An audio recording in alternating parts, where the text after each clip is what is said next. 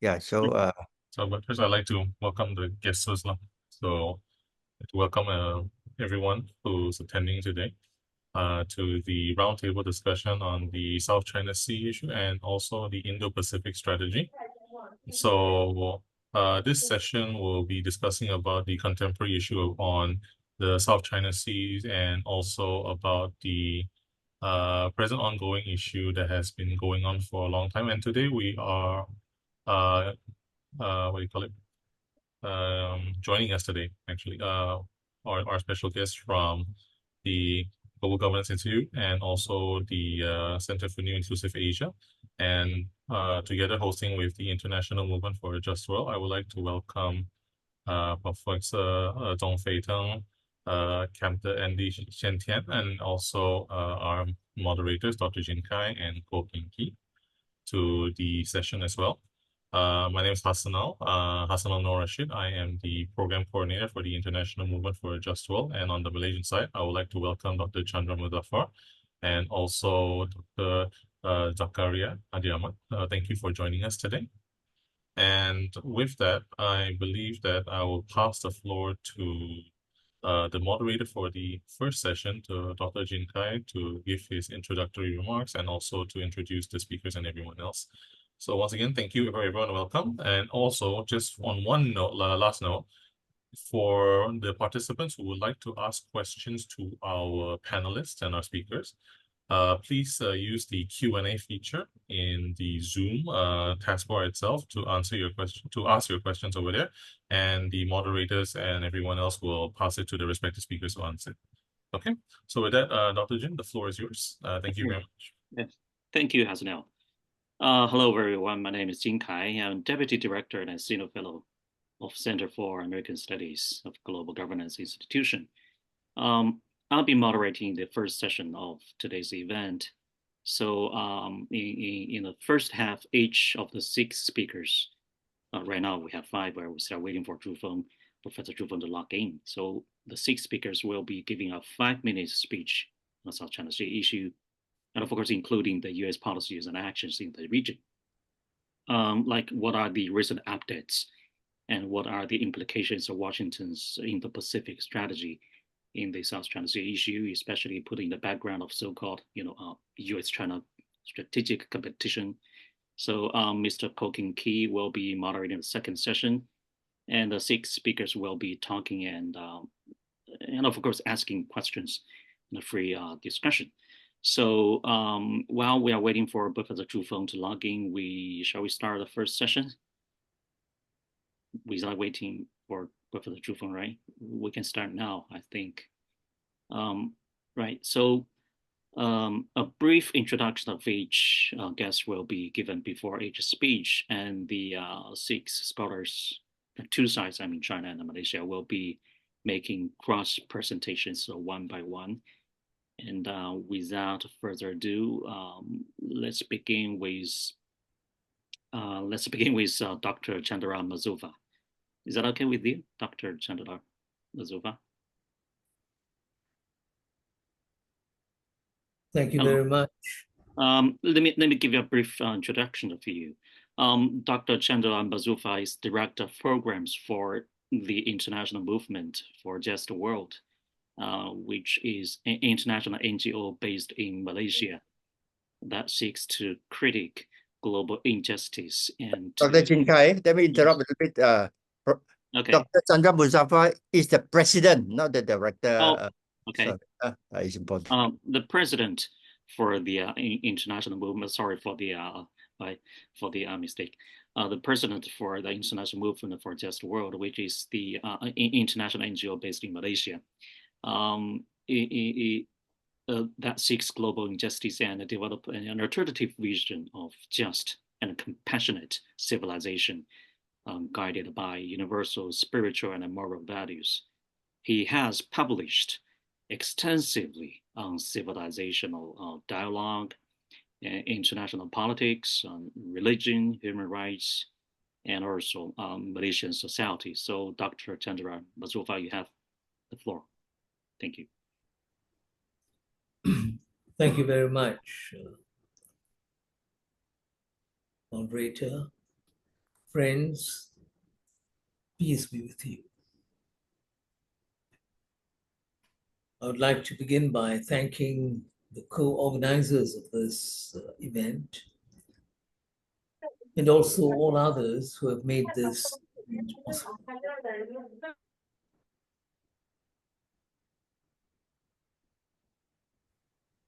In this very brief 5-minute presentation, I shall try to make a few critical points. The obsession with China on the part of the United States of America has been fundamental to the sort of institutions, initiatives, and misfortunes that have overtaken this region in the last 15 to 20 years.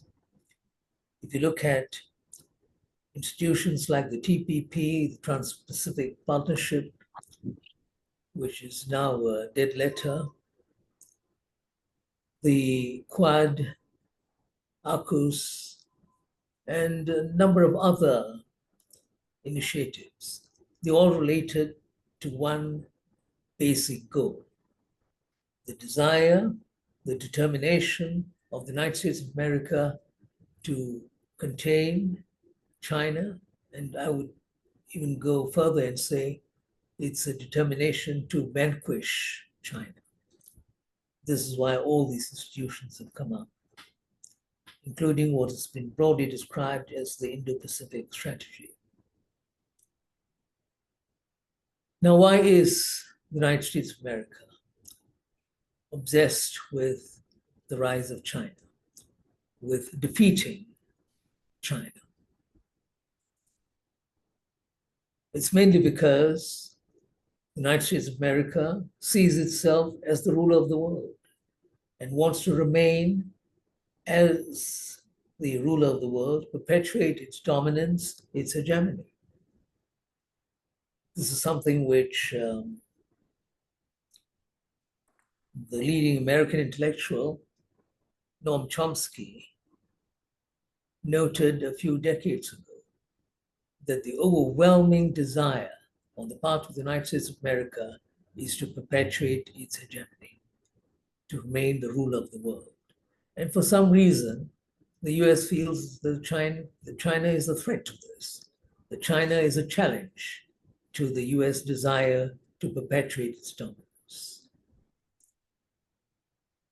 Now, whether China is a threat or not is something that should be dealt with in a different forum. But let me say at this stage that if you look at it objectively, China is not really threatening the United States of America.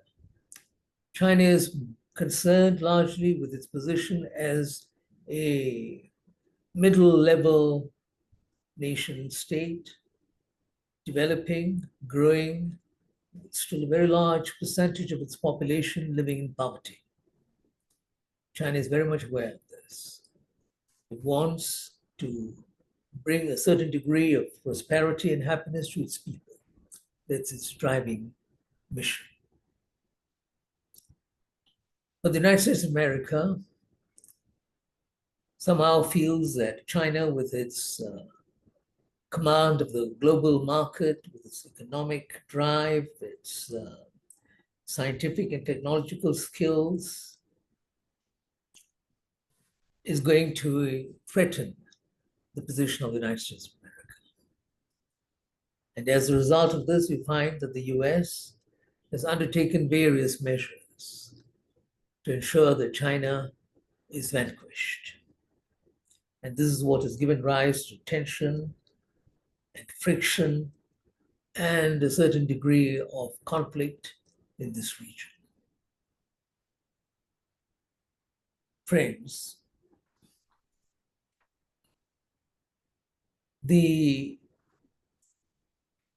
challenge facing all of us is how to get out of this quandrum.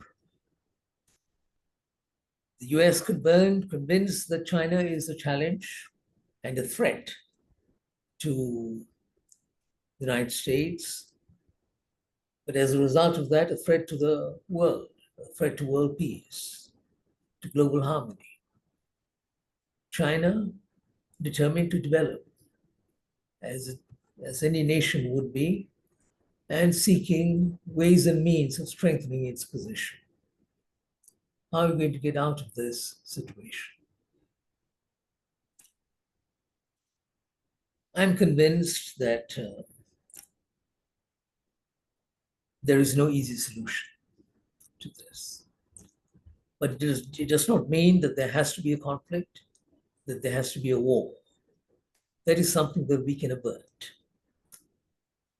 What we can do, all of us, especially in ASEAN, is to strengthen our sovereignty, our independence.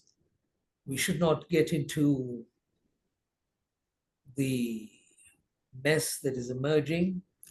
We should not take sides in a superficial and foolish manner. Okay. We should, at the same time, ensure that our own viability and our own sustainability is perpetuated for our own interest and the interest of the region and for the rest of the world.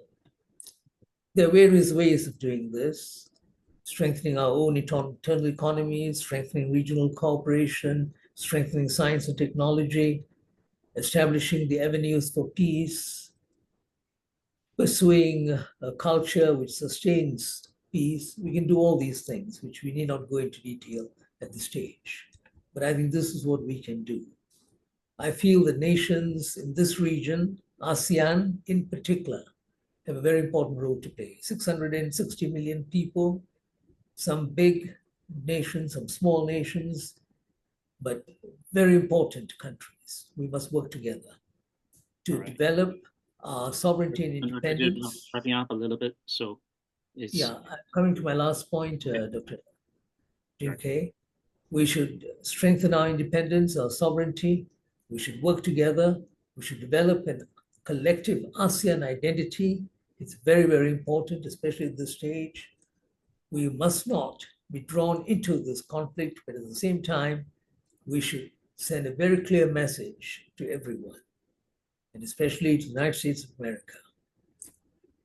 Especially to the United States of America. And the message is that the countries in ASEAN don't want to be a stooge,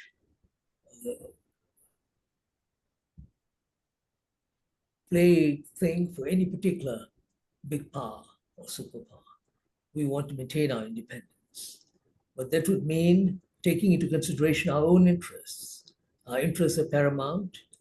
We have no reason, for instance, to turn against China. In the case of Malaysia and almost every other country in ASEAN. Malaysia in particular has had very good relations with China for a very, very long while. It is rooted in history.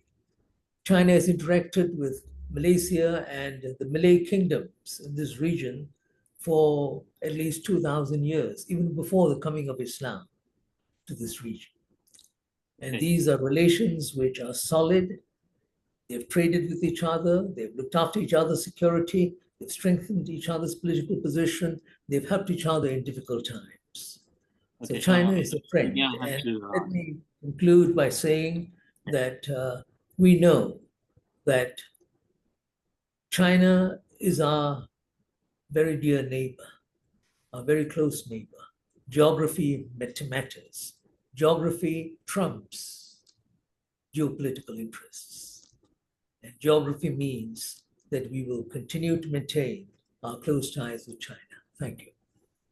Thank you. Thank you so much, Dr. Chandra Muzaffar. I think I'm very impressed with two keywords in your speech. First, you mentioned about obsession of the US with China. Yes, sometimes the US is just too obsessed with the so-called rise of China. And you also mentioned that the rule of law. It is actually not an international rule of law. It is actually, in my personal opinion, it's a US rule of law, rule-based order. I'm sorry.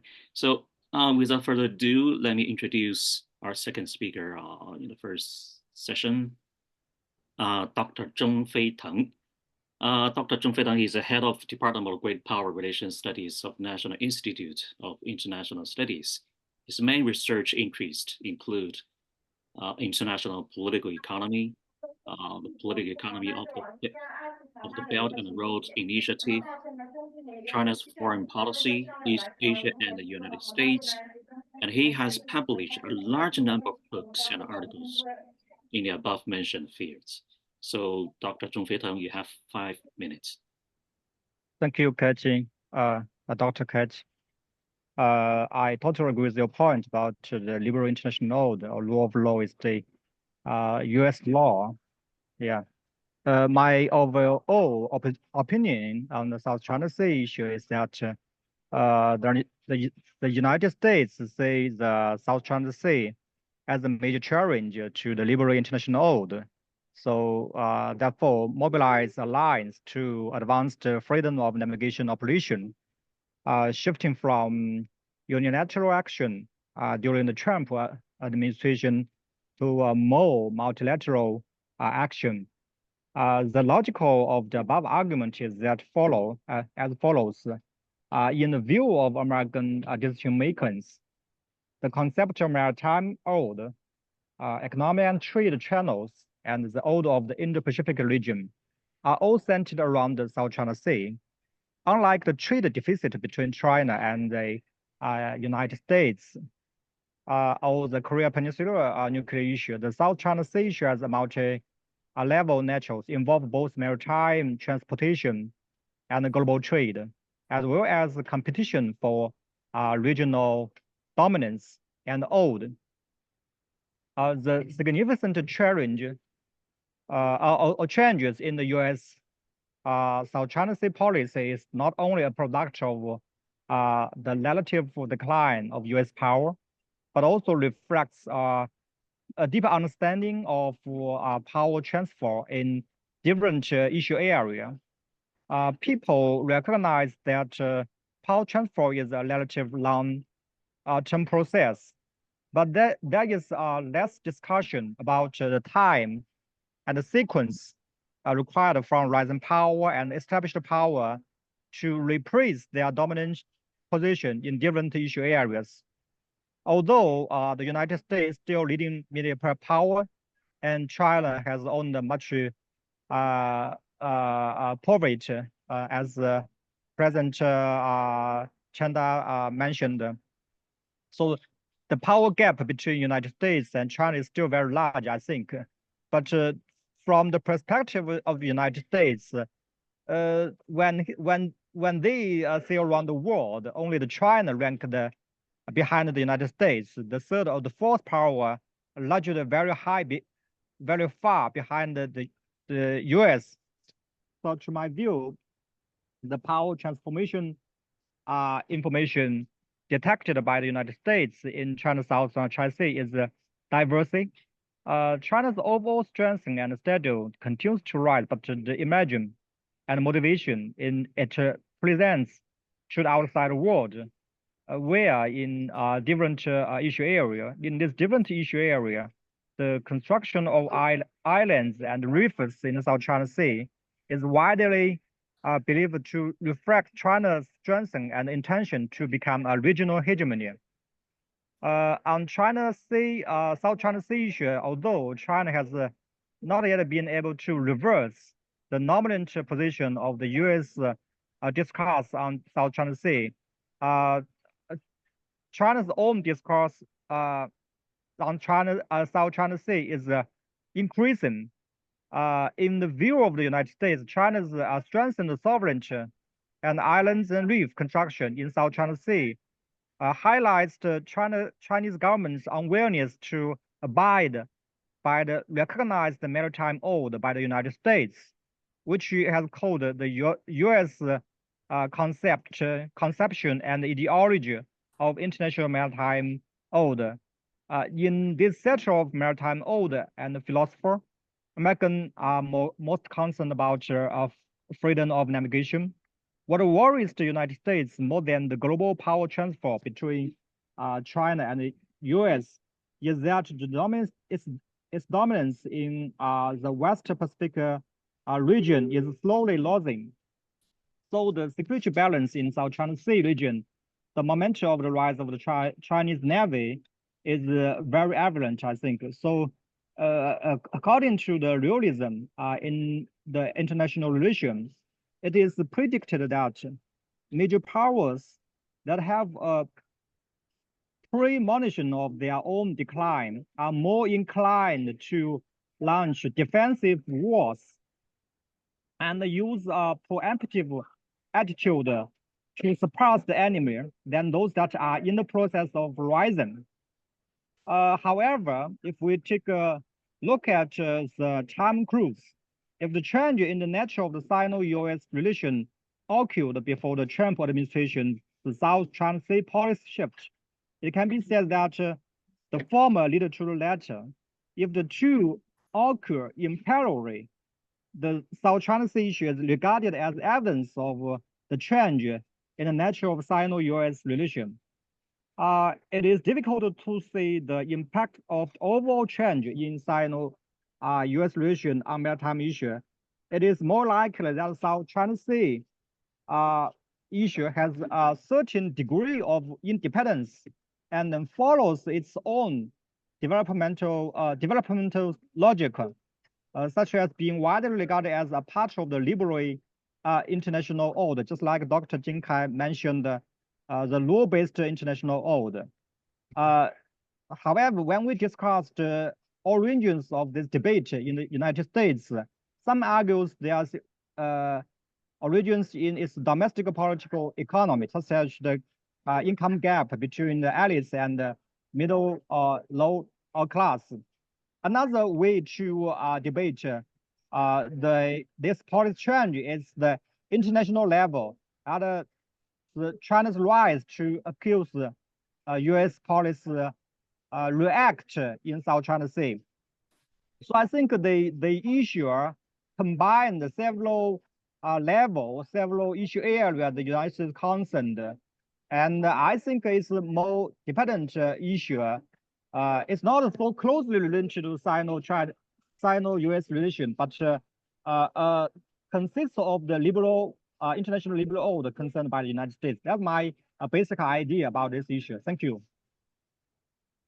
Thank you, Professor Zhong Feiteng. I think you made a very good point by utilizing the theoretical review of the current situation in South China Sea. For example, the power transformation, the power transition between, for example, China and the U.S., making the South China Sea issue a very good example to be examined, given this background. And you also point out very clearly the U.S. actually is over-obsessed and making those overreactions toward China's policies and actions.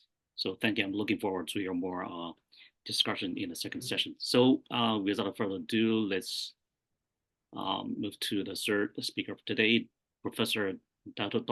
Zakaria Haji Ahmad. He's a Deputy Vice Chancellor at the HELP University and CEO and the HELP Academy. Currently, Professor Zakaria is also the Distinguished Fellow of the Malaysian Armed Forces Defense College and the Malaysia Institute of Diplomacy and Foreign Relations and the Institute of Public Security of Malaysia. Professor Zakaria serves as the board member of the Malaysian American Foundation from 2014 to 2017. So, Dr. Zakaria, the floor is yours. You have 5 minutes. Thank you. Thank you, Mr. Chairman. I hope everybody can hear me.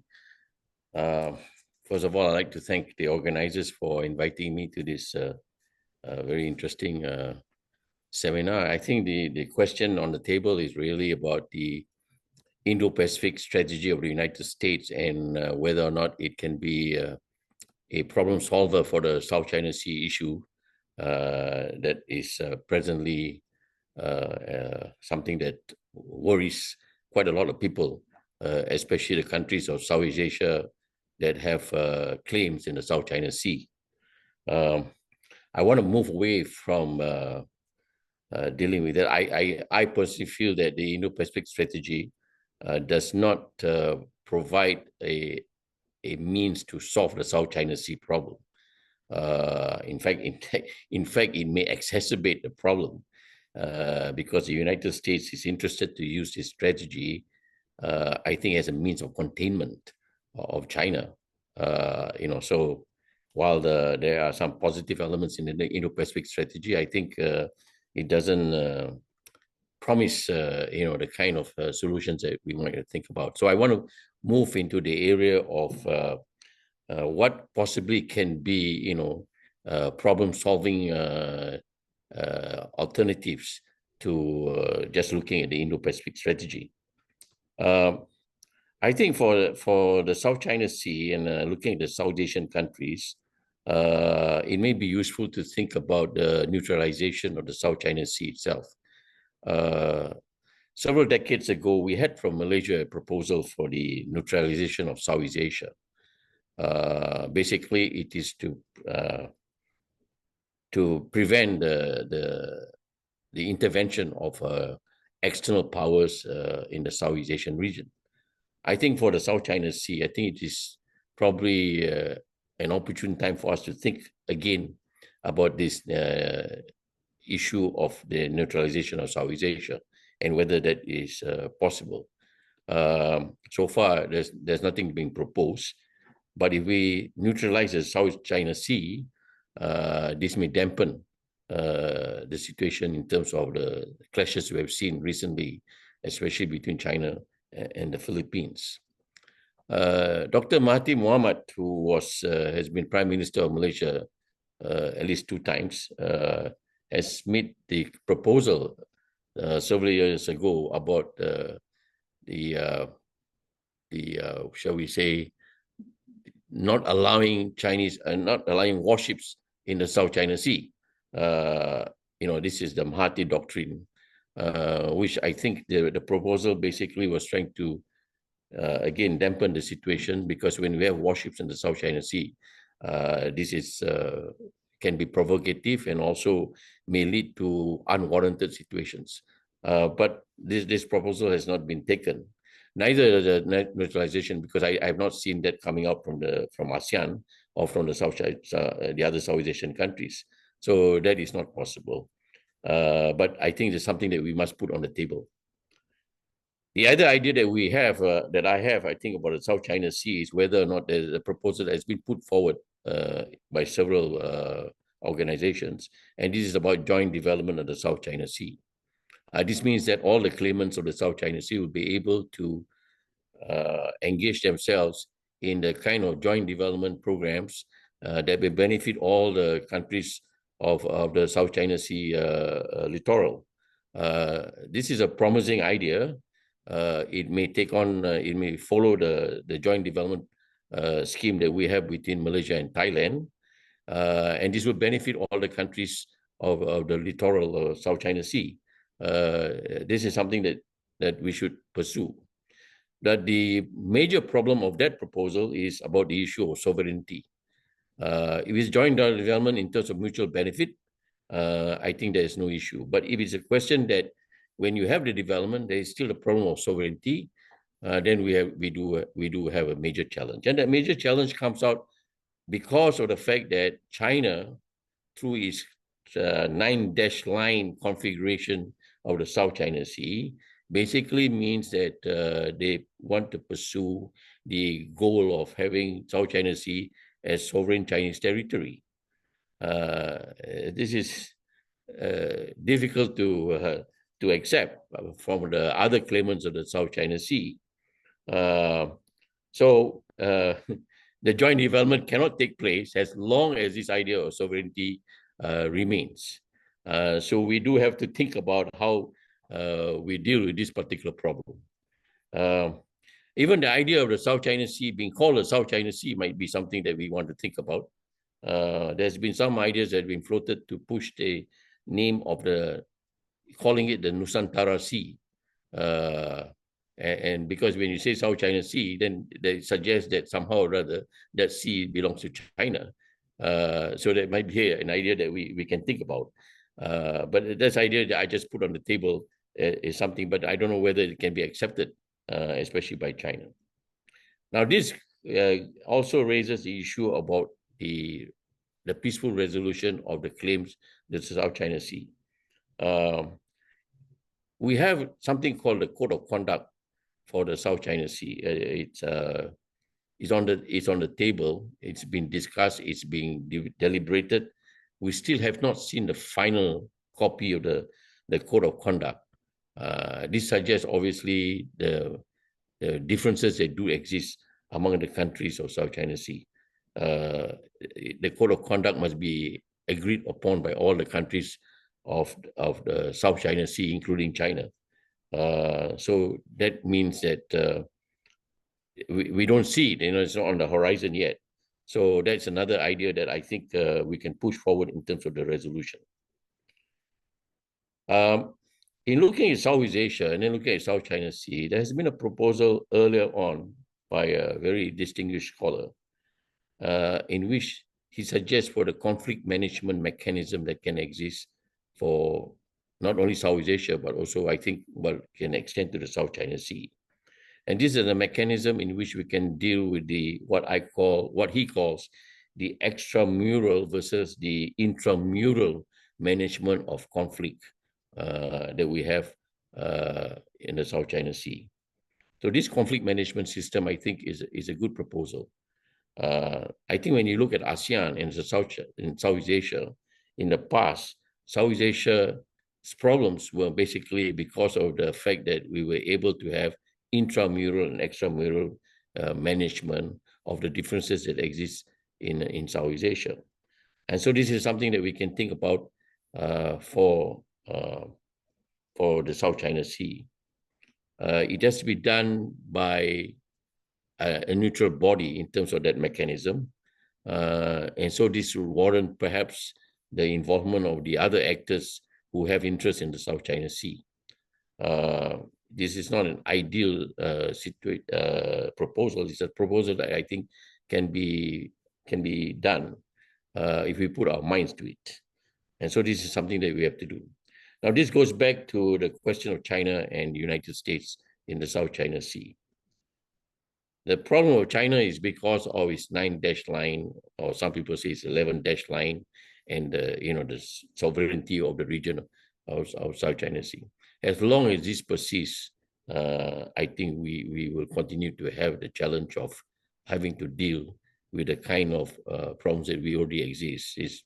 We see problems between the Philippines and China. Earlier, we see the problems of Vietnam and China. And of course, the South China Sea, it's the region that we're looking at is very vast. It's both the Spratleys and the Paracels. And so it requires the kind of magnitude in terms of looking at this problem so that we can look at it as a whole and then try to figure out how we can neutralize the situation. On the issue of the region of South China Sea, there is a problem because if it belongs to China, then it is not possible for the free passage of vessels of other countries, including that of Southeast Asia. And that's why I think the Americans have pushed forward for the freedom of navigation of the South China Sea, which, of course, incurs the disagreement of China, I think, in this regard. So this is something that we need to look at. Finally, I think the question of ASEAN. I think ASEAN is useless in the South China Sea disputes. They have not been able to come out with any resolution which tends to indicate that there's a solution and there's unanimity of agreement between all the claimants of the South China Sea. And of course, one of the problems that we do have is that in ASEAN itself, it is an organization divided between the countries of continental Southeast Asia and that of maritime Southeast Asia. The South China Sea is a maritime problem, but it requires the unanimous agreement of both continental and maritime Southeast Asia. So I don't see ASEAN as playing a key role here. So it goes back again to whether or not we can have the overarching, perhaps extra-regional perspective of dealing with the South China Sea and putting perhaps for an international mechanism in which we can have this question of the management of disputes in the South China Sea. We can talk about the other issues of the Indo-Pacific later, but I just wanted to focus basically on what the real problems of the South China Sea are before we move back to the Indo-Pacific strategy. Thank you, Mr. Chairman. Thank you. Thank you so much for your speech. I think I'm pretty impressed with three arguments you already made.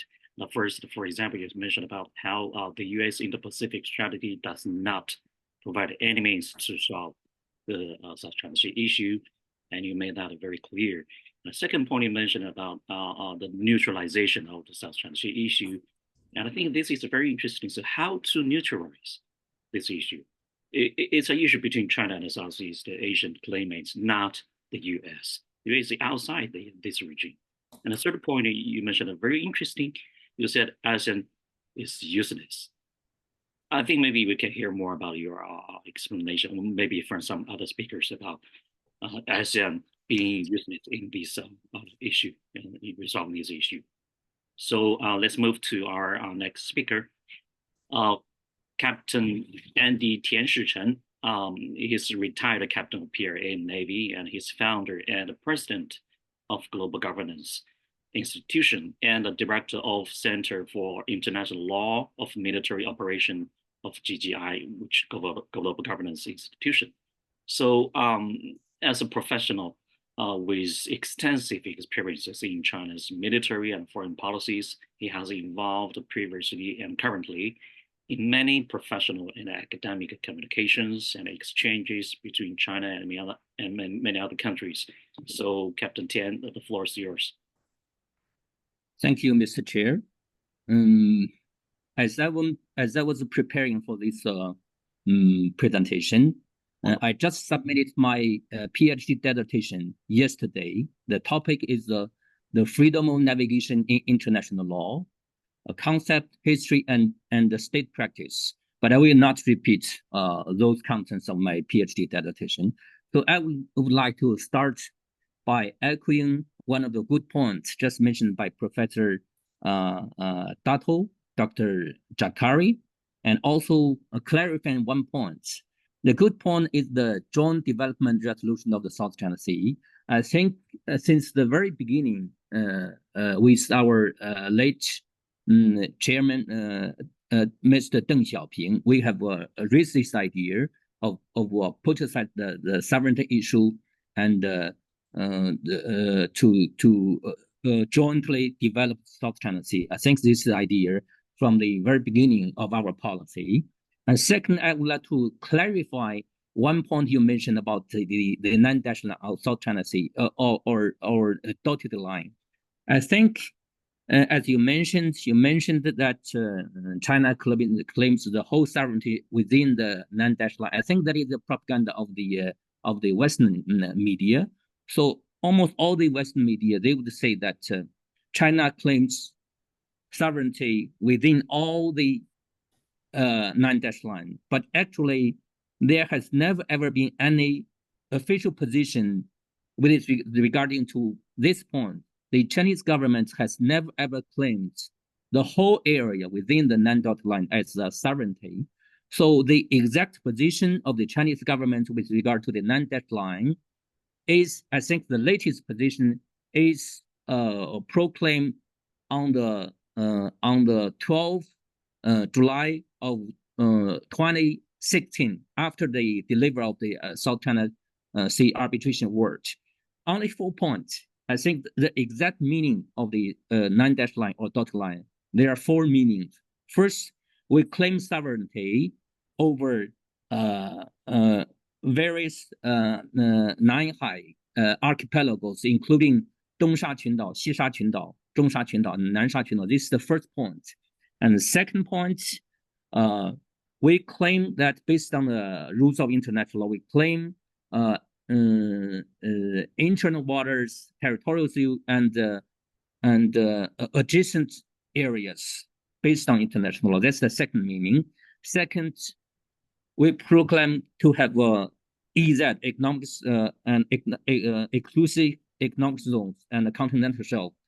And the final point, the fourth point, we claim historical rights. So those 4 bulletin points, which is published on the official website of our Ministry of Foreign Affairs, is the exact Chinese official lines with regard to the meaning of 9-dash line. So I would like to refer to everybody to check the official website of the Chinese government to see what exactly we mean with regard to the position of the 9-dash line. So it's not like what the Western media have tried to produce as a result of the disinformation campaign. So I would like to start by these 2 points, and then given my background as the international lawyer, so I would like to touch upon very briefly 2 points about South China issue against the background of the Sino-US strategic competition. Although, as I always said, this strategic competition, we do not ask for it. It's imposed upon China. So only 2 points. First, the legal disputes involved. Second, the U.S.-Philippine military cooperation and its impact on South China Sea issue. As for the legal dispute involved, I think many of our previous speakers have touched upon it. First is the freedom of navigation in the South China Sea. And second is the South China Sea arbitration, which I will leave to the second session. As for the free, and as well, I think one of the thorny issue is the interstate passage of worship. I think I will say a few words first about the freedom of navigation in the South China Sea. I think since begin with 1977, the U.S. Put forward the freedom of navigation program. Actually, I think because the U.S. is not a claimant in the South China Sea, so the freedom of navigation is actually its only pretext or basis to intervene in the South China Sea issue. And it also, I think the U.S. is trying to use the South China, the freedom of navigation as an umbrella to cover all the military activities in the South China Sea, including the military survey activities, including the reconnaissance activities. He put all those activities under the umbrella of the freedom of navigation. And I think it's also an agenda setting for pushing the Indo-Pacific strategy. And of course, I think it is also part of a disinformation campaign against China, because there is a kind of a truth versus lie. I think the freedom of navigation became a highlight issue. It begins with the October including of the destroyed lesson in 2015. Actually, if you look at the facts and figures in the South China Sea, the insurance rates has never raised. But at that time, because of the Western media propaganda, many countries in the world think that China is impeding the freedom of navigation in the South China Sea. But actually, I think there is a trick here, because the United States, they intentionally mix together the warship with the merchant ships. Actually, as for the merchant ship, there is no problem with the freedom of navigation.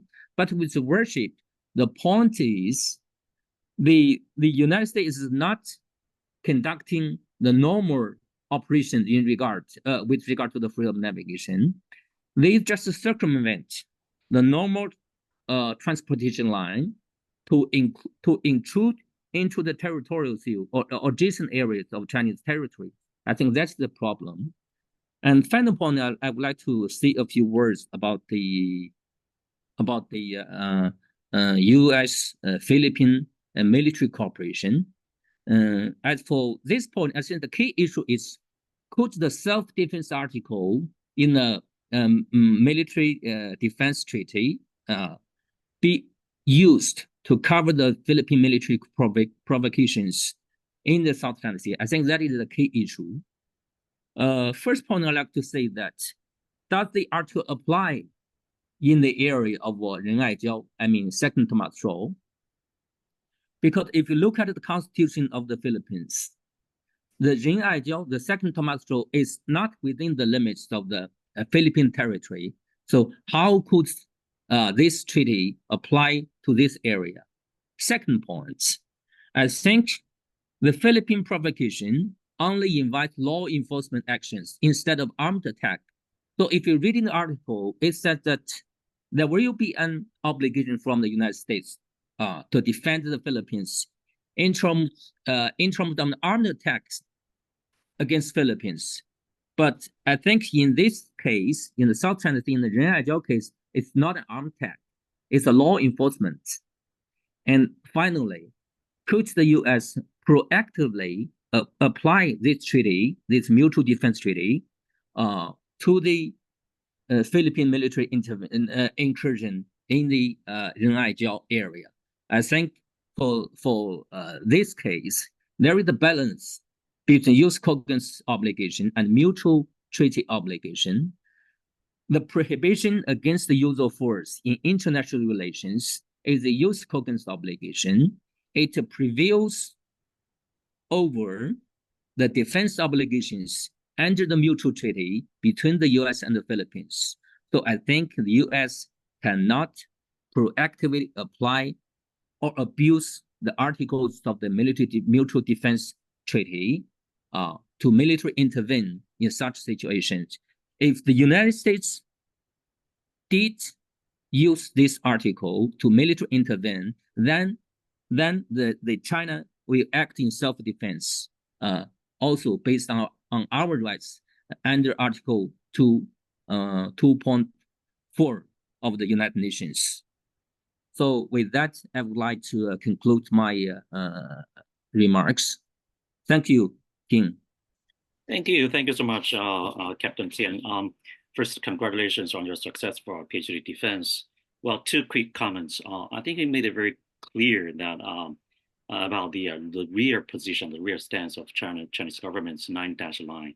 It's not like the people outside the circle saying China is including everything inside this dash line. So you made that very clear. And second, you mentioned also about the difference between an armed attack and law enforcement. I think this is very important. So I'm looking forward to more in-depth discussion in our second session. So now we move to our next speaker. Mr. Hassanal Noor Rashid is a project coordinator at the International Movement for a Just World. He has worked with professionals from various cultural, social, and academic backgrounds, many of whom have shared interest in peace, sustainability, especially in the contemporary geopolitical environment. So, Mr. Hassanal, the floor is yours.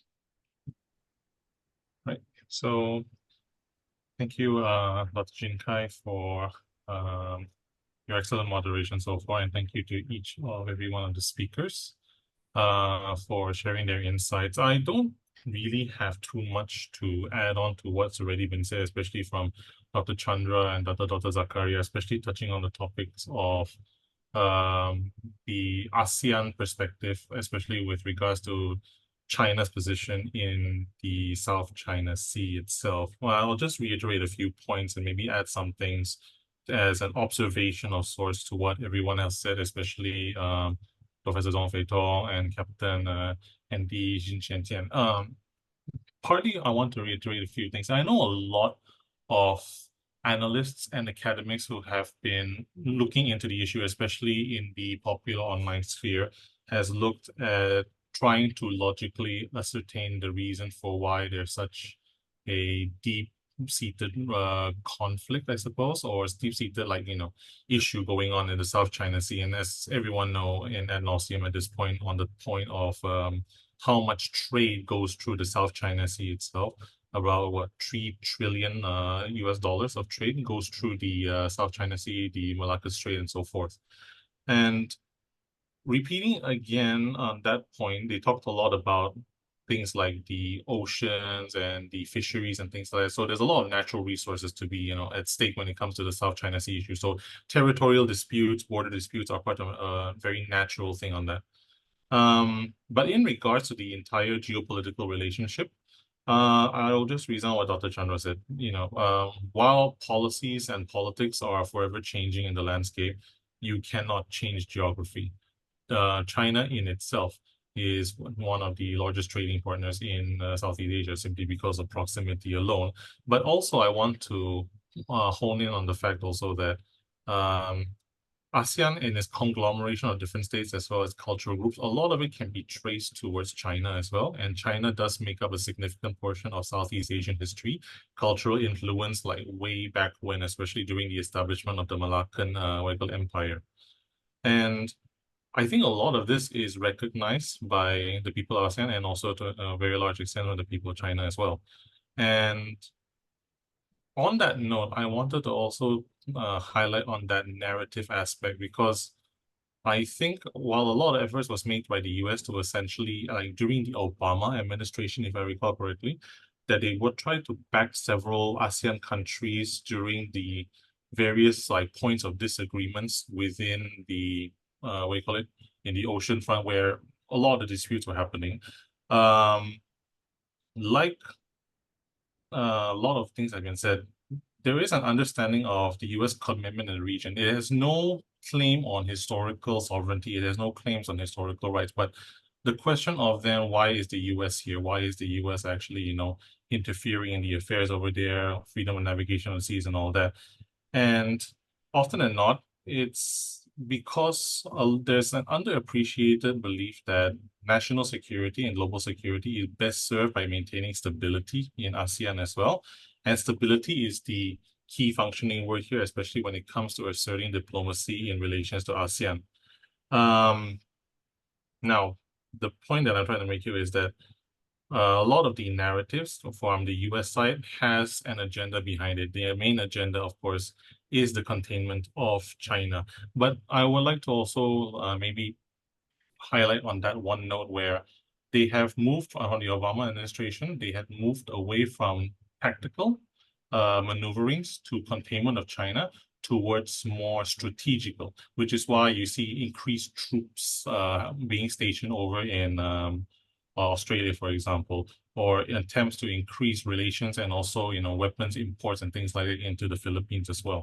And a lot of these things have to do with an attempt to empower and also to help essentially form a bloc of sorts to contain China in itself.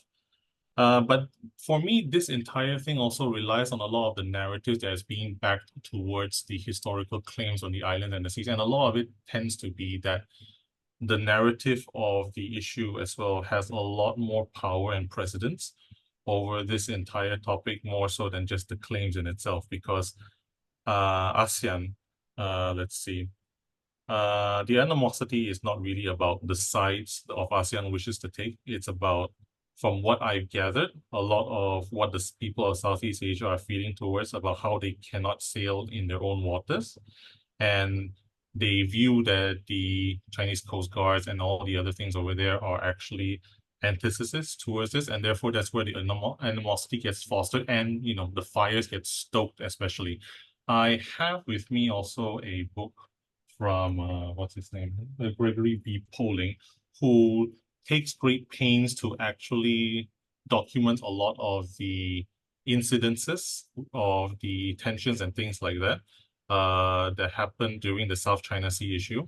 And in that, you can see where the narrative is being formed. The narrative is being formed about trying to paint a particular picture about China itself and China being distrustful and all that sort of thing. And it became a war of narratives once you start reading a lot of analysts who are trying to do that. And it becomes a lot of things. But then you feel ASEAN gets sort of like, sort of lost in the entire conversation on this one as well. So to summarize my point, and ultimately just to drive on this one little thing, ASEAN, I agree with Dr. Zach. I personally believe that ASEAN in itself is actually in a collective, a significant global power. But like Dr. Zach said, it just can't seem to get its act together. And it cannot seem to agree on an agenda, which is why when the US attempted to back Hanoi and Manila back in I think during the crisis in 2016, if I recall correctly, there wasn't much major footing, especially with a lot of what they can do. So in itself, it became sort of like the counterbalancing power for when the US attempted to push forward its own agendas and try to get the two across over there. Because ASEAN itself is that collective. However, at the end of the day, what is more important is that ASEAN needs, I feel, even though it cannot get its act together, it needs to be a key player, especially when it comes to stability in the region, especially as a counterbalancing power, because if anything happens in ASEAN, it definitely will have larger geopolitical ramifications across the board. So ASEAN cannot be part and parcel of that, but at the same time, I agree as well, a joint development effort, something to talk about ASEAN and its its place within global security in the region is a very important thing, and I think that needs to be invested in. So, like Dr. Andy also said, it's all about the narrative at the end of the day, and there's a lot of narratives that are going on around the place right now about China's position on the matter, and also on the US's attempt to try and frame and paint a picture of the issue to try and stoke certain antagonistic narratives. So ultimately, I would say that, and I'll use a Chinese idiom that I liked before. Forgive me as well to the audience and to the speakers if I butcher the language, but I think it goes as "耳听为属，眼见为实." What you hear may not be true, but what you see is true. And what the people of ASEAN and Southeast Asia right now must see is that it needs to see a collective effort from not just ASEAN, but from China itself, that it can trust China, it can trust the powers in the region to be able to make an effort in order to retain sovereignty, to maintain dignity, and to essentially build a block of trust, essentially. Because right now, I feel that there is a trust deficit of sorts when it comes to China, especially with the way that the narrative in the region is. And I think that is a shame because of the relationships that Southeast Asia and Malaysia as well that has with China. So on that, I'll end my note on that one, on that point, and look forward to our discussion in the second session. Dr. Jin. Well, thank you, Mr. Hassanal. Thank you for your very informative speech. Well, I think just one quick comment. You made it very clear that ASEAN as a collective body, and it cannot act together as a whole.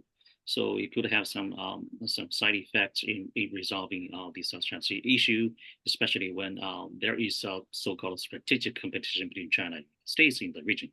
So this is a very interesting point. Thank you. Now we move to our last speaker, Professor Zhu Feng. Are you online? Yes. Okay. So good to see you again, Professor Zhu Feng. Let me give you a brief introduction of you. Dr. Zhu Feng is an Executive Director of China Center for Collaborative Studies of the South China Sea at Nanjing University. He's also Director of the Institute of International Studies at Nanjing University. As a leading Chinese security expert, he writes extensively on regional security in East Asia, the nuclear issue in North Korea, China-US military and diplomatic relations. So, Professor Zhu Feng, the floor is yours. Okay, thank you, Jin Kai. So it's a great pleasure to join this distinguished panel for our very, very constructive and enlightening discussion. So I enjoyed previous, presentations by our distinguished panelists. So I have just a couple of the points to add.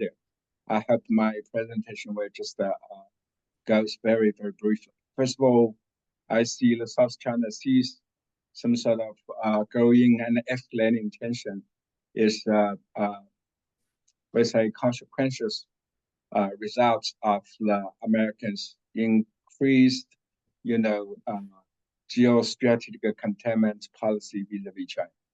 We also know what's the Americans' Indo-Pacific Strategy. It's not just mean Americans withdraw from the Middle East and Europe and refocusing on the Western Pacific as the Americans' global security gravity. So with some sort of such a very dramatic shift, American puts its, the first priority of the great powers in a competition of confrontation very, very overwhelmingly and significantly on China. So currently, tension in South China Sea is just one of the new episodes, Americans' China policy. I mean, the U.S. just trying to tighten up the China's maritime access, and I also want to just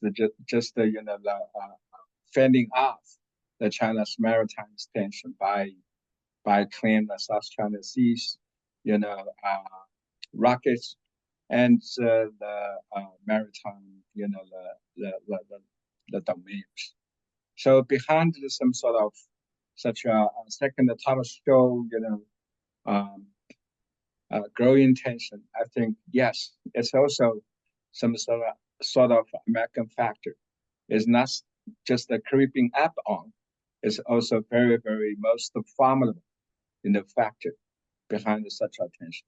Of course, Manila just trying to riding on the Americans, the horse, and also use that just trying to loading back the Beijing's, the sovereign claim of the South China Sea. But the problem is, I think it's some sort of, we say, it's not just a great powerful proxy war yet, but it's just a great proxy, some sort of a diplomatic battle. So I really feel very worried. If all such as, the competition or even some sort of encountering on the sea will be, unfortunately, just falling into some sort of direct exchange of fire, then we will see the entire region probably also will be growing not just increasingly creepy, but it will be very, very diplomatically and militarily very disastrous. So then disintegration also will leading back some sort of a new Cold War, will be across the line and become some sort of a new, reality in the East Asia. So that's why the South China's issue is a very timely reminder to us. As long as the U.S. will not just soften its China's containing policy, such as geostrategic the competition will be just a going move up rather than could just easing down. So then I see yes, South China's issue has much far beyond the territorial or maritime, the interest, disputes. It's also become a leading, battlefield for the new Cold Wars in 21st century. The second, then we will see, yes, our Malaysian counterparts also just contribute very constructively on how we could just look at this tension and how we can just also move very productively cutting off some sort of such a growing tension. But the key for now is really hope the ASEAN centrality could just standing out and work on some sort of new constructive engagement. Philippines is not just the ASEAN country alone. Berlin is also a very, very important part of the ASEAN platform. So I hope the ASEAN also could just play some sort of a role of mediator between Manila and Beijing. Don't just got into some sort of such an endless bet among the great powers on their some sort of maritime interest-centered competition. Otherwise, I also will see only just the U.S. and China. It's harder to get some sort of attention, just the ease down. So what's the ASEAN's, the constructive, engagement? That's also what I'm looking forward to. The another point I want to make is this. Yes, South China Sea's disputes remain largely, we say, unresolved. But against the backdrop of the, we say, Philippines International Tribunal, it's harder for China to show the flexibility because this tribunal almost, completely deny the China's claim. So there's no way China could just showing the global flexibility without some sort of such a rebalance, examination of how the disputes could be very rightfully and also, we say, productively addressed. So from this point, our Malaysian counterparts, your worry is totally understood. But on the other hand, I think as my colleague, Chinese colleague, made a couple of points, China's claim is not just the historical right base, but is also some sort of a reality. So no one can just, keep the eyes very closed on some sort of China's righteousness in the, we say, sovereignty and the maritime domain claim. So then what kind of some sort of a new methodology we can work on? Boosting the China and claimant state to showing some sort of more, the resilience and smartness in the smart solution of all such a disputes. It's not a test before us, but it's also a test on how the East Asia could just present some sort of a strategic, visionary idea.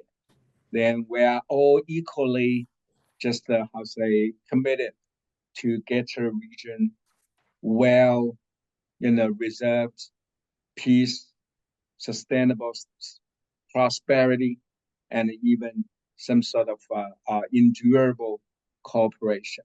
So that's why I really hope our panel discussion could also become some sort of a new boost to the urgency of our, such a open-minded, search for some sort of new approach and a new exit. As long as the China and the ASEAN could still sticking together, I see there's no way some sort of a great power competition will eventually just the risk terminating the East Asia's peace and a sustainable development. Last point I want to say is this. For China, we should also show in some sort of diplomatic and strategic resilience, rather than just moving into the new Cold War, stimulation from the US, because they're totally against the China's interest. China also should just move very, very mindfully and constructively if some sort of such a conflict that just still, extending with Manila. So then Beijing's some sort of visionary handling of the dispute issues, and also some sort of with the expectable persistence in some sort of a peaceful handling of all the things is not a big addition to the China's regional credibility. Is also a very, we say, indispensable resources for China and ASEAN can still just sitting together and working together. So from this point, I really hope that Beijing also could showing some sort of a growing strategic wisdom and resilience. Handling issue with our ASEAN countries, the Beijing also could just, move in some sort of very encouraging manner. But the problem is it's not easy. The reason is solving issue is always too much political and domestically very irritating. So then for the moment, I see the Beijing also has some sort of little credential. We can just, become more flexible. So all such domestic politics restraint some sort of handling of the sovereignty disputes should be equally understandable on all the countries. But anyway, we also need just to get things well managed. Second, Thomas Zhou issue, there's no way I think Beijing and Manila could just resolve it very quickly. But the problem is as long as we can just know how restrained we are, rather than just play the fight. The things also will be getting better over the time. So then my last words, the biggest concern for most of Chinese scholars is how ASEAN centrality could re-shining again. Thank you. Well, thank you so much for Professor Zhu Feng. I think you made many important and refreshing points. For example, you mentioned about a dramatic shift in geopolitical in across the region. With this, I think this is making this clear that the so-called stability and freedom navigation by the U.S. is actually a pretext in the region. And you also made some very interesting, refreshing suggestions for both sides. We hope you could elaborate a little more in our second session. So I think we are coming to the second session. So Mr. Ko King Ki, I'm sorry, will be moderating this session. Let me just give a brief introduction of Mr. Ko. He's the founder and the president of East-West Bridge. And he's also president of Center for New Asia. He's adjunct professor of Taylor's University and chairman of China ASEAN think tank cooperation partnership. Mr. Ko has long been a keen observer of the political and economic developments in China, and he has been widely interviewed by Chinese and Malaysian media on China and China issues. So, Mr. Ko, the floor is yours.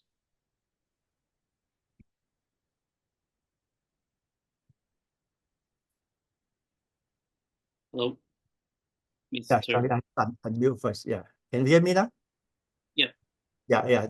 Thank you, Dr. Chin, for moderating the first session, and all the speakers for sharing your views from your perspective. You know, about ASEAN, as Professor Zakaria said, you know, it's a diverse group. Though we maintain and we keep emphasizing that, you know, we want to we do not want to choose side, you know, in this China-US strategic competition, and we like to you know, be the driver. We want to be the driver in driving the narrative of ASEAN on issues relating to ASEAN. But however, I think we have not been very effective. Now, I just want to highlight one point talking about neutrality mentioned by Professor Zakaria. You know, way back in 1971, actually, all the ASEAN countries has proposed this ZOPAN, zone of free. What is it? ZOPAN, a zone of free. Peace, freedom, and neutrality. Freedom and neutrality. That's way back in 1971. And all the ASEAN countries are signatory to this, including China as well. China and US also they just signed. But how to, you know, uphold this? I think a lot of countries have forgotten this, you know, over this period. So it's interesting. I think we should revive this issue, you know, more actively, more proactively. And the other thing that I think we should agree, and the Chinese speakers have pointed out, is the South China Sea is not the inland lake or not the domestic sea of China. China have repeatedly mentioned this. It's a historical fact. The name is just a historical fact, just like Indian Ocean doesn't belong to Indian. So South China Sea, you know, geographically is south of China. So well, to change the name can trigger some sensitivity geopolitically. So that I think we should bear in mind. What else?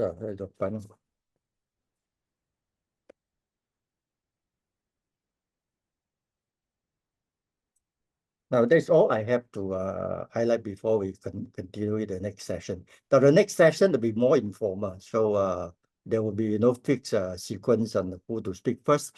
And you are free to speak whatever thing you want and refute you disagree on the on other speakers' view. but try to limit it to five minutes. And if possible, I like to, you can speak more than one time. So that is okay. So maybe for a start, I'd like to invite maybe Captain Tian. Maybe you have something to say, to comment on the speaker's views. Thank you, Kiki. I think I have sent the linkage of the official lines of the Chinese government regarding South China Sea in our chat box. I would like to refer all the speakers to those websites. And as well, I would like to respond to one of the questions raised by Dr. Tay Yap Long regarding, let me repeat his question. Thanks for allowing me to join this webinar. My question is, the tension between Philippines and China in the South China Sea is increasingly lately with the use of water curtain extra. Can both countries deal with the issue on a roundtable, face-to-face discussion? How it can be done in a more diplomatic way? In my understanding, I think my colleague can add some point to my. In my understanding, I think there have been many rounds of diplomatic communications between the two parties. The point is, the Philippines just do not listen anymore. They just take actions. I think the diplomatic communication has been conducted for many rounds. So that's my quick answer. Yeah, Take the floor back to you. Yes, also I'd like to highlight that Malaysian Prime Minister has repeated many times the South China Sea dispute should not be contentious. It's just one of the issues, one of the relationship between ASEAN or the ASEAN country with China. There are broader issues, there are economic, political, things like that. And actually, China's dispute with the ASEAN claimants over some of the islands or atolls in South China Sea, it's actually a bilateral issue. However, it was the involvement of US, that complicate and internationalize it. Way back in 2011, actually, US took a neutral stand. It doesn't side anyone in the South China Sea dispute. It was after Obama 2011 that after these so-called rebalance pivot Asia, that start getting involved, and of course getting deeper and deeper involvement in South China Sea, and it says now, as Professor Chu Feng has said, it become the battlefield of China US strategic competition of rivalry. It has become the most important battleground now. Actually, some analysts feel that the Indo-Pacific Strategy actually was tailored or designed to contain and constrain China. So this is why, today's topic is, and the theme of discussion is South China Sea and specific, and this Indo-Pacific Strategy. So we should focus, we should try to focus our discussion based on this theme. So with that, maybe from the Malaysian side, Dr. Chandra, you have anything to say or to comment? Dr. Chandra, are you there? Yes, I'm here. Thank you, Mr. Ko King. I would also like to begin by commending all the speakers for the presentations, the moderator for his moderation. Some very interesting ideas have been generated through this discussion, and I hope these ideas will be discussed in greater depth, not just in a forum like this, but also through other avenues in the future. It should be a part and parcel of a continuous discussion of a serious endeavor to try to understand issues which are bound to haunt us for a very, very long while, for decades to come. Let me just touch on 2 points which have been raised in this discussion. Number one, the code of conduct. I think the code of conduct is something which is important to all the ASEAN states and to China, and perhaps even to the US. It is a pity that it has been bogged down over the years, numerous attempts, various rounds of discussions, and at certain points in time, the participants had felt that it was futile, that it was not generating much light. I would like to think that the code of conduct is worth pursuing. There are difficulties. For instance, a lot of ASEAN countries are under the impression that China's concept of South China Sea, the 9-dash line, that concept is a hindrance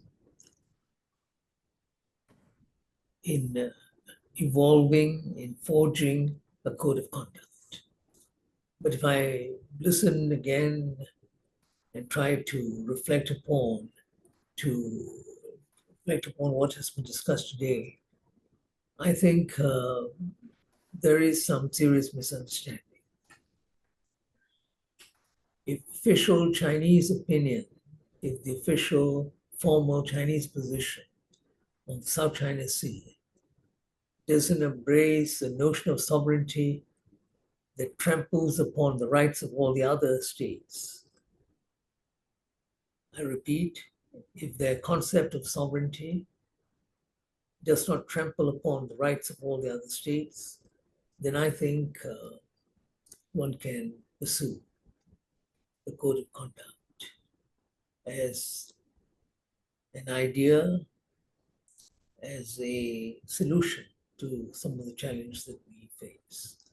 I, for instance, was under the impression that the Chinese notion of the South China Sea covered something like 85% of the South China Sea, as articulated in various circles, both governmental circles and in the media. If it's 85%, and if it infringes upon all the other states, including Malaysia, for instance, which has been very accommodative, then it becomes difficult for us to develop a common code of conduct. But if, on the other hand, it is not what it has been projected so far, that it's 85% of the whole of the South China Sea, that it infringes upon the territorial integrity, the territorial waters of the different states. If it doesn't, then I think one can regard the discussions on the code of conduct as something that would be able to produce some results, if that isn't an obstacle. So that's something which I think needs clarification. It's a pity it has not been clarified. I wonder why governments in the region have not really sought to clarify this, where China and the ASEAN governments, who meet so regularly for all sorts of meetings, why haven't they taken this opportunity to clarify this, that this is exactly what the South China Sea means to them, that it doesn't infringe on the territorial rights of the others, that we can still talk about it as a basis for working together. And that leads us to the second point, which is if we can work together using the Gulf of Thailand, the Gulf of Siam sort of model, Malaysia and Thailand from 1979, we can use that as a model, sharing resources, cooperating. In the case of Thailand and Malaysia, it's cooperation over oil, fisheries, and all the rest of it. If we cannot approach the South China Sea from that perspective, that all of us can discuss this issue together in an open-hearted manner and try to come up with some solution. Okay. We okay. don't have any big obstacles. So this is the point that I want to make. Maybe we should try to do something about civil society groups. Yeah. Because those of us are here, we're all linked to different civil society groups. Maybe we should ask for a more enlightened discourse on the South China Sea, clear Okay. the misconceptions. Let me finish, please. Clear the misconceptions. And after we've cleared the misconceptions, then we can go on to the second stage, which is to see how we can formalize a code of conduct. I think the formalization of a code of conduct is very, very important. Only then can we talk about working together, sharing resources, building up common areas of conduct and cooperation and all the rest of it. But the most important thing is we have to develop a code of conduct. And to do that, the misconception of the South China Sea, if there is a misconception, should be clarified. Okay. Okay. Thank you. Thank you, Dr. Chandra. Yeah. Professor Zhu Feng, would you mind you clarify a little bit? I think there's a bit of confusion saying that China claimed the entire South China Sea, 90% of the entire water. And and then there's also confusion over this EEZ extended economic zone and the sovereign waters. And also the historical facts of this. You are expert on this, Professor Zhu Feng. Yes. Yeah. My view, I don't think China's claim of the 9-line fringe area is completely exclusive, is completely dominant, some sort of all shower rocks and even just the maritime areas. I think if you just very carefully examine China's claim, then we will see, as Captain Tian also mentioned. So China just claims some sort of a couple of we say such a island groups. It's very important. Then second, the Beijing also consider we have a historical right based some sort of such a Chinese maritime entitlement in the 1109 dash line friend area. It's fishing, it's resources exploration, and it's some sort of navigation. But the problem is there's still some sort of ambiguity. For example, it's completely inclusive. It's all absolutely exclusive. As I mentioned, I still see some sort of room to dig in. But on the other hand, then we'll also see, for example, the China's claim is completely contradictory to the the law of sea, just based on some sort of we say such a maritime entitlement to the neighboring countries. No, I don't think so. So then we also need to have a further discussion on how all such things all the different claims could just accommodate it. But the problems, China just insists that the 9-line claimed or 9-line based some sort of a China's claim should be respected and also should be just taken into account. But the problem is we also see such a dispute is still very persistent. But on the other hand, as I mentioned, probably in the eyes of the some claimant state, the China's claim over the South China Sea is very, is not conscientious. But I have to say China's claim is not acquisitive. So then we need to still just launch off some sort of such a discussion and the diplomatic exploration to clarify some sort of different claims. Let me stop here. Okay, thank you, Professor Zhu Feng. Now, the other issue I think is a matter of concern is what happened now in the tension between China and Philippines over the Ren-Ai-Jiao. And of late, there have been this trilateral summit between US, Philippines, and Japan, and earlier on the Ken David's summit between Japan, US, and Korea.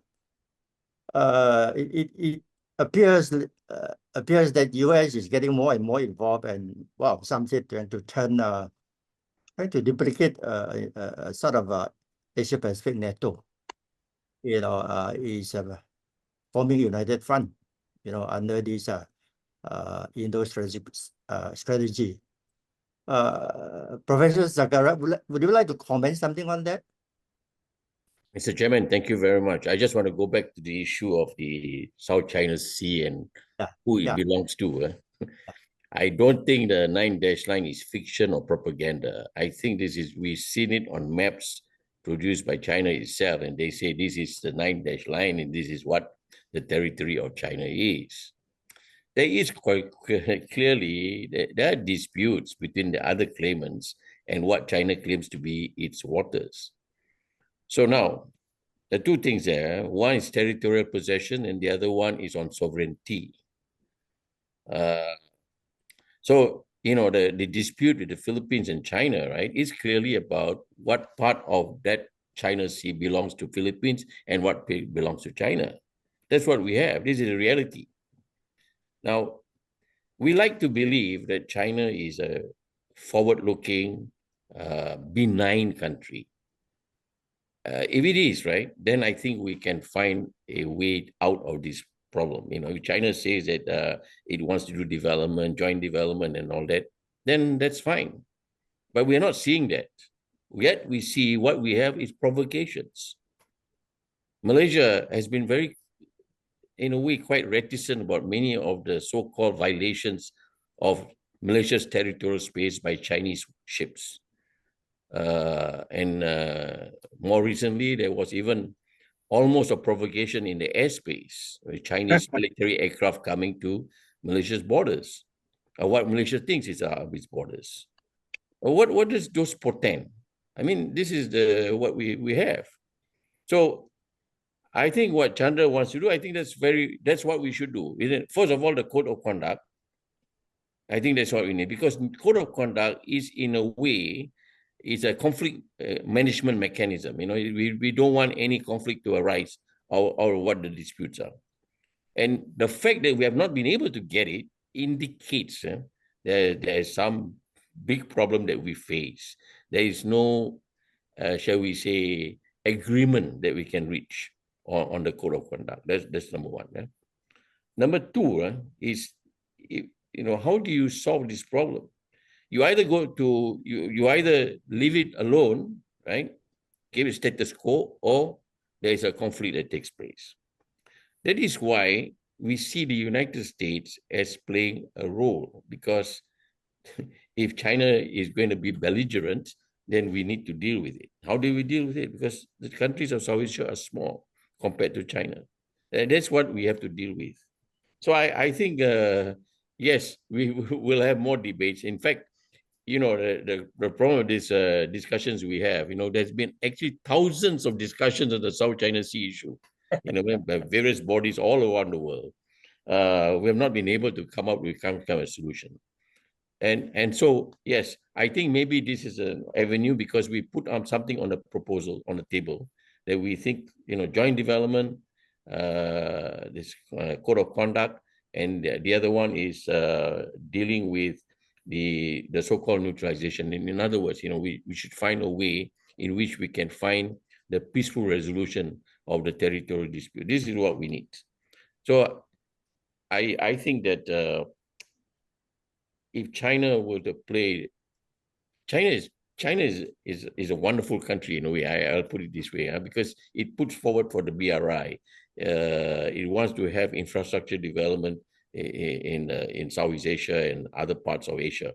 So China can do more, I think, in my mind. There was a point just now, China, when it deals with the Southeast Asian claimant countries, they deal it on a bilateral basis. And I think there's a diplomatic strategy on the part of China why they do that. But if the countries of Southeast Asia were united, if the countries of are united, then we might see a very different way in which we are approaching this problem.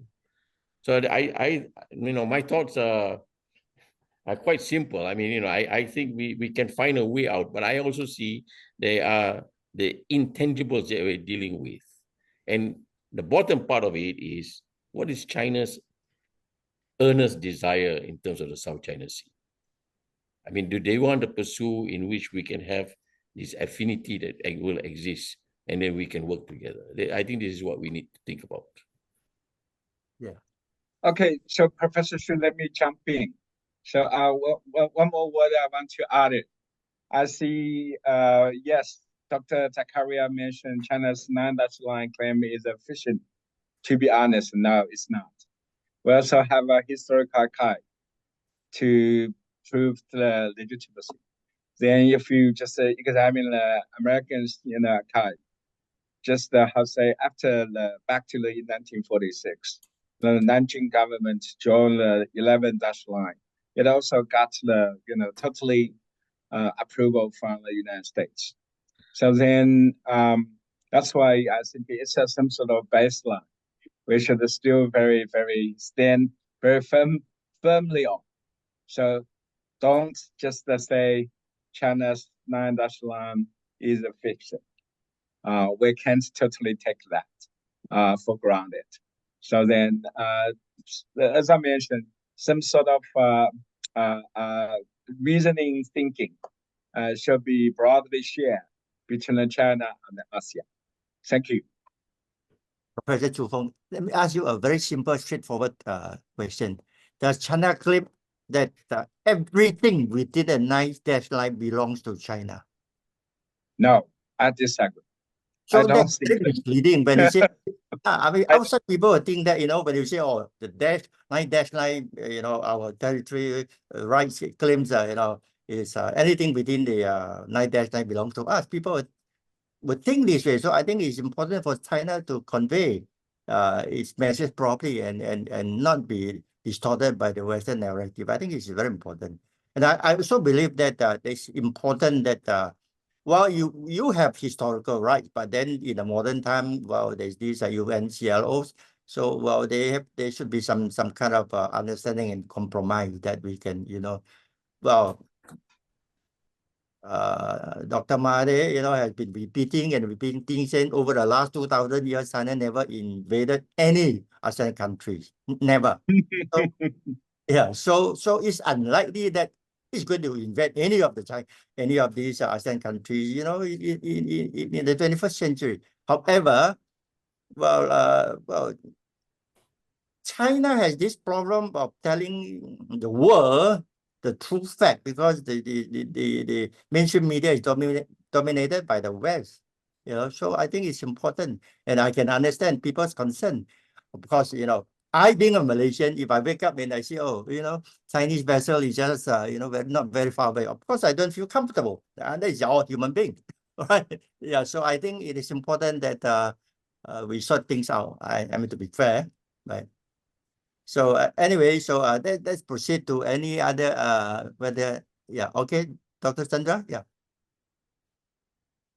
Moderator, Mr. Ko, I think this discussion on the South China Sea has perhaps opened a new avenue for us to approach the same issue from a slightly different angle.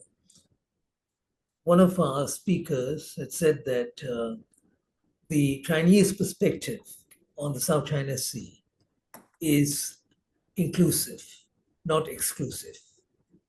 Am I right? Remember, this was said in the first session, that it is inclusive.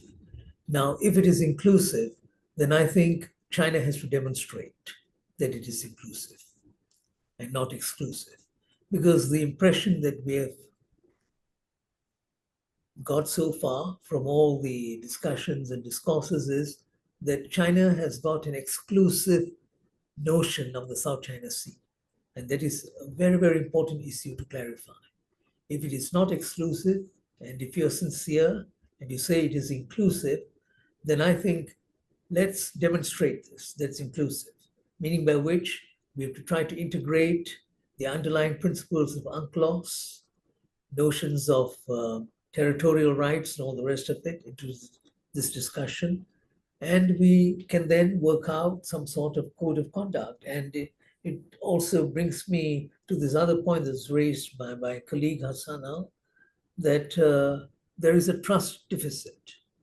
And maybe one way of overcoming the trust deficit is by addressing the South China Sea issue and saying on the South China Sea, we understand the sentiments and the feelings of the other states. And let me just elaborate on this very quickly. You know, China has had a certain relationship with the South China Sea, partly because of its maintenance of historical records. But then if you look at the South China Sea from another angle, don't forget that many of the islands, many of the nation states today that are part of this region have had a long history of maritime encounters. They know these seas well, they've been part of it, they have traversed the whole area, but they did not have the same sort of attitude towards the maintenance of historical records. They did not name places. And this is something very important. Just because they didn't name places, it doesn't mean that they don't have rights.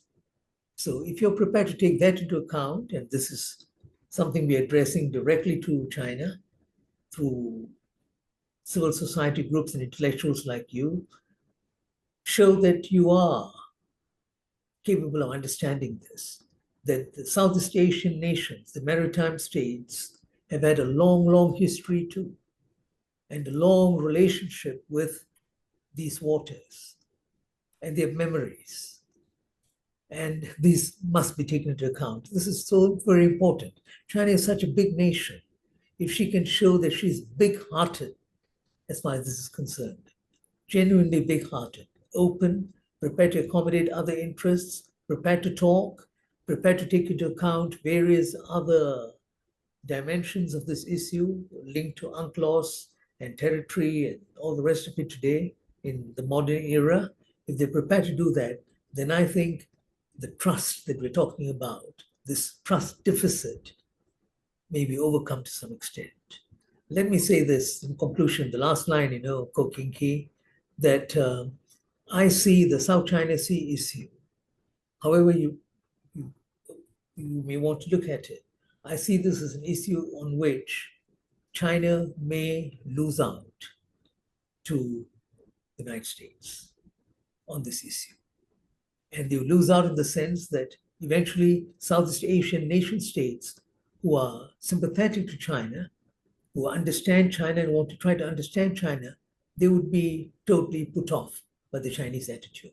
So there is a need for China to show a more accommodative and understanding approach is required from China as far as this issue is concerned. Thank you. Yes, Doctor, yes, I agree with you that there's a need to improve, to enhance the political trust between China and ASEAN. I think that's important.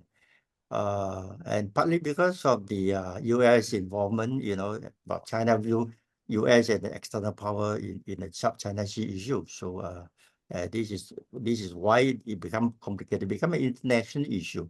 So anyone from the China side, Chinese speakers who would like to respond to Dr. Chandra's comment? Zhu Tongfei, Professor Zhu Tongfei?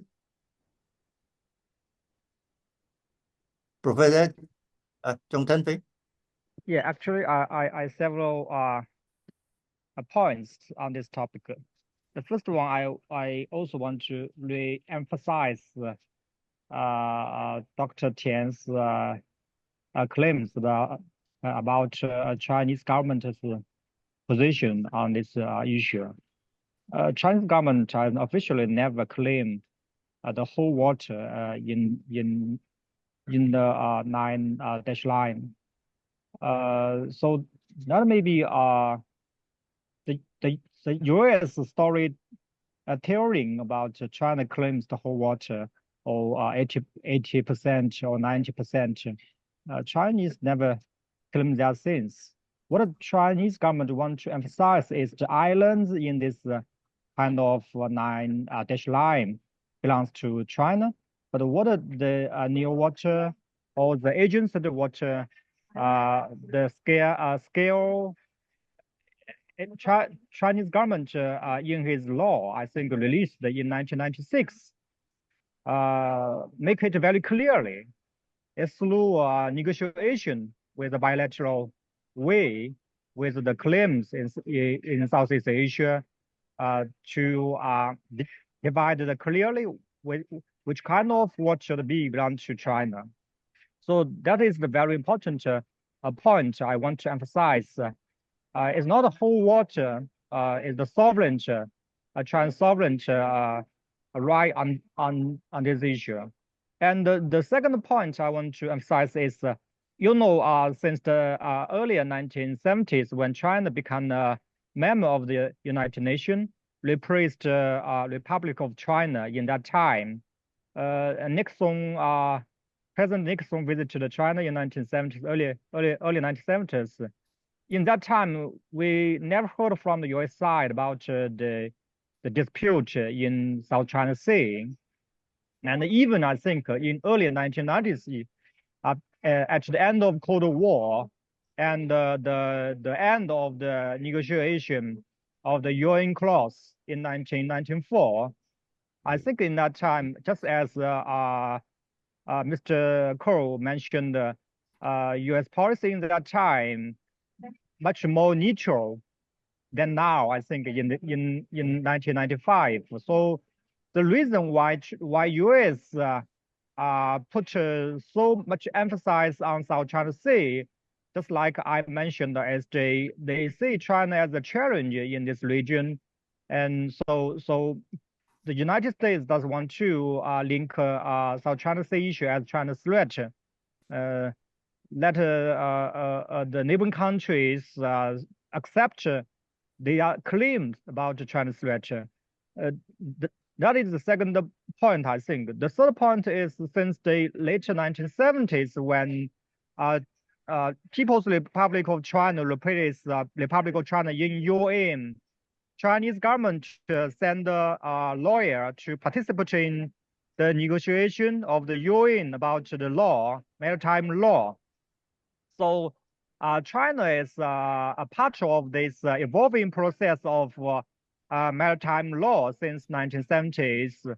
But you can see very clearly the Senate of the United States never agree with the government of the United States to sign this agreement. So we can make clearly which country in this issue area are partner of this international law in terms of maritime issue. And the last point I want to emphasize, the issue is very important. I agree with the point mentioned by Professor Zhu. To Chinese government, when Chinese government learned to the multilateralism in international stage, in my view, is from Asia. In the early 1990s, the end of the war, surrounding the countries surrounding China, Northeast is the South Korea, North Korea. We did not establish a formal diplomatic relation with South Korea until 1992, and Central Asia country just divorced from Soviet Union. They are in the process of national building.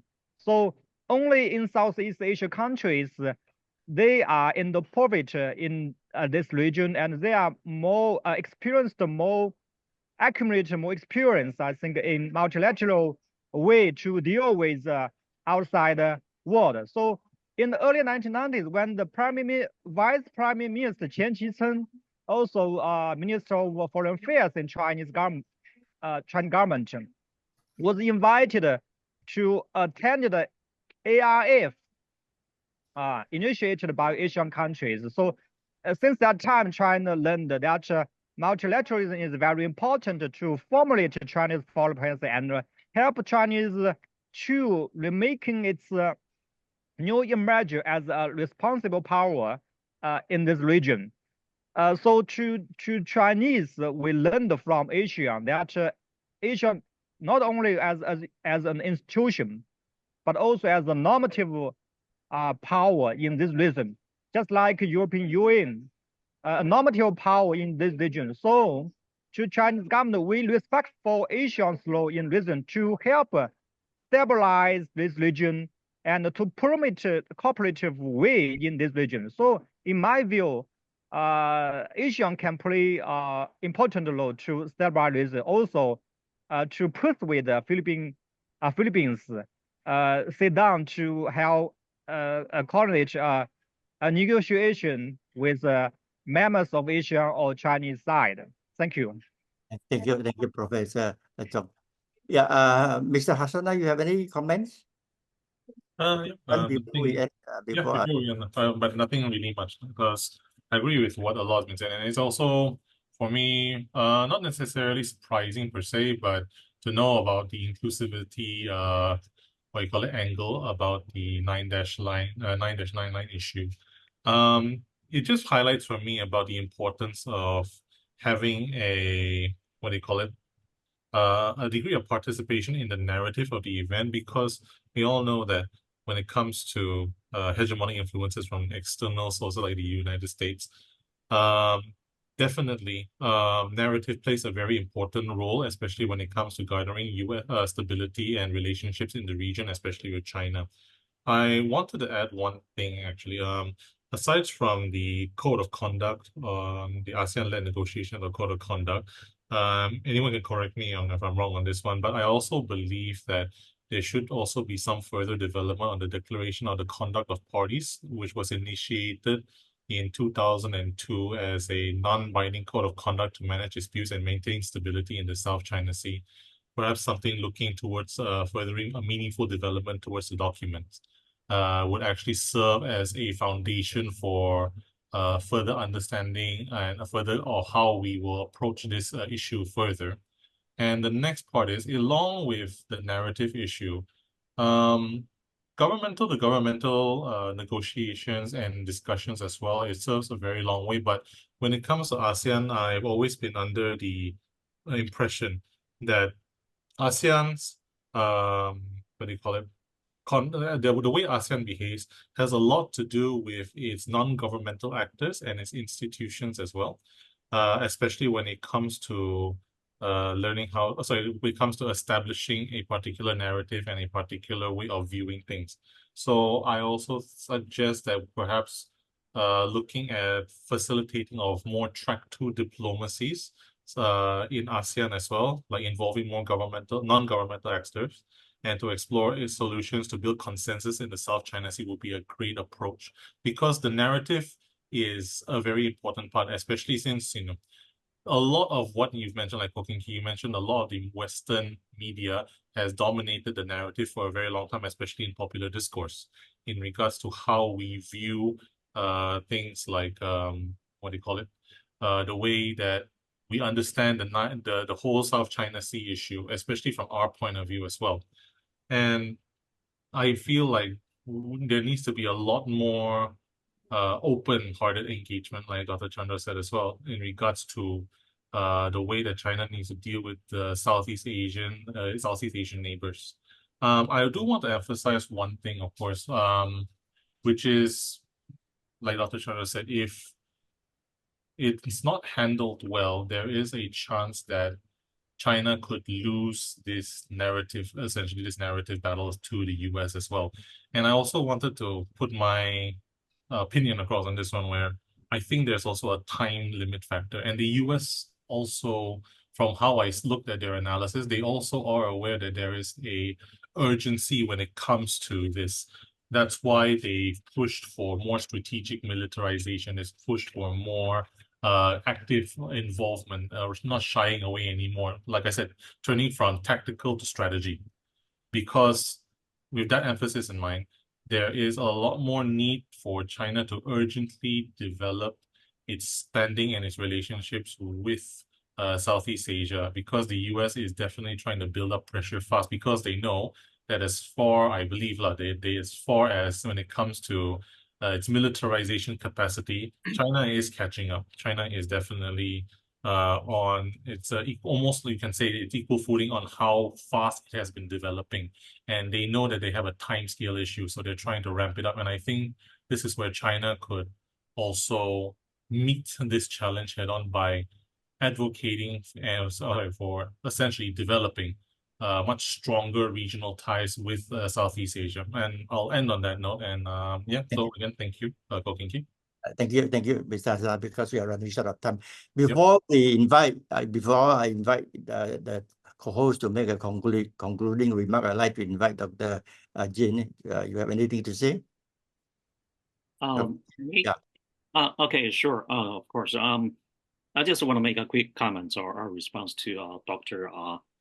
Chandra. He actually warned. May I use the terminology warning? He warned us that China may lose in the game in the long run. But I may respond from a different perspective. I think we should not overestimate, nor should we underestimate the role of the U.S. and its capability to influence or interfere. In my personal view, I think although the United States is not a direct claimant in the South China Sea dispute or issue, it has various strategic and policy resources and capabilities and intentions and determinations to impose substantial influence in the region in one way or another. So I think at a strategic and geopolitical level, the South China Sea issue is a matter between China and the United States. At a practical level, it is an issue between China and other direct claimants in the Southeast Asia. So it seems to me the South China Sea issue resembles a two-tier structure. As long as this two-tier structure exists, I think resolving this South China Sea issue will be a very long and exhausting wrestling. It even reminds me of the three-body problem. So this is my quick comment and response. Okay. Yeah. Okay, thank you, Dr. Chin. Yeah, now I would like to invite our co-host Captain Tian to make a concluding remark. Because I know that you are in a rush for another appointment. Thank you, Kiki. Thank you for all the speakers and the moderators for your facilitation and for your contribution. Although I'm in a hurry to leave, still I want to make a few points. First, in responding to some points you have mentioned for Kiki and also for Professor Hana. So I think it's not whether China conveys the message clear or not. It's just because the narrative war or disinformation committed by the United States, they just turn a blind eye to the clear information Chinese government has conveyed, because we do not hold the speakers of international media. So whatever we say, they cannot be conveyed to the public international opinions. So that's the reason why you have a role to play to help China to convey the correct message to the international world. I think we would thank you a lot if you could help China to not to intentionally one word, but only to convey our message clearly. And second, still I would like to say I like the beauty of the joint development resolution, joint development zones. I mean, I have clarified the Chinese official government, but even we claim the whole China Sea, but still the main point of the joint development is that let's put aside whatever your claim, and then joint development. So it has nothing to do with the exact position of each claimant. So for this point, still I do not understand why some ASEAN countries are not active with the idea of joint development, but still I like the beauty of the joint development resolution. I'm an international lawyer. I have studied many international best practice in this regard. So still, I think this is a direction for all countries in this region to pursue. And also very earnestly, Dr. Dato asked what exactly China wants in the South China Sea. I think it's also very simple and clear. China wants peace and stability in the South China Sea. Still, to make the Chinese people in mainland to develop our country is still the priority of Chinese government. We want to make our people to live happily. We want to raise our living standards. So that's still the priority of Chinese government. To achieve this priority, we want to achieve peace and stability in the South China Sea. So earnestly speaking, that is exactly what we want in the South China Sea. So if you listen to the disinformation by the United States to describe China as a kind of big country bullying the small countries, actually, if you look at the history of Chinese military, we originated from a land army. So still, the Chinese armed forces is called the People's Liberation Army. Even I'm from the Navy, but we are PLA Navy. So actually, we are strong, quite strong in army. We are quite experienced in fighting a land warfare. So we have many experience in the Korean War, in the Liberation War, in the anti-Japanese war. So if you apply the logic to China's case, I think we would have used this strengths to expand in the land aspect of our boundary. But actually, we signed with peace agreements. We signed using the peace agreement with the 12 of the 14 of our land neighbors. We did not use the advantage of our land military power. So I think that's one point I would like to emphasize. And also, I think that the point is, as I mentioned in many discussions, the United States is trying to set up a security trap in the Asia-Pacific, which means that they try to politicize every single point between the bilateral relations to overstretch the national security concerns, to relating every normal trade relations or cultural relations, cultural exchanges, all of other relations to national security, so that many countries in this region can buy the ideas to invest more on the military side, to invest more on the security side. I think the consequence will be negative. We lose the opportunity of developing ourselves. So I think the peace and the prosperity of this region is at our own hands. I think we must keep this very clear. The peace and stability is the common interest of all the countries in this region, and also is in the interest of international community. So I think the peace and stability, the prosperity is at our hands. We need more discussions to pursue a positive resolution to the South China Sea issue. With that, I'd like to conclude my remark. Thank you again. Thank you. Thank you, Captain Tian. Now I'd like to invite Dr. Chandra to share the last few words before we wrap up today's session. Dr. Chandra. Thank you very much, Ko King Ki. Thank you everyone for your contributions. And on behalf of the International Movement for a Just World, we are most grateful to all of you for your ideas, for the time and energy that you have put into this webinar. And we hope it will be the beginning of other similar endeavors. We have very big challenges ahead. Just one of them was, of course, the South China Sea issue that came to the fore as expected. But I think there's a lot more that we can discuss. Let me, for instance, highlight something which I know is important to China and is important for the whole region, which has not been brought into the discussion about the South China Sea. And it is this very critical point.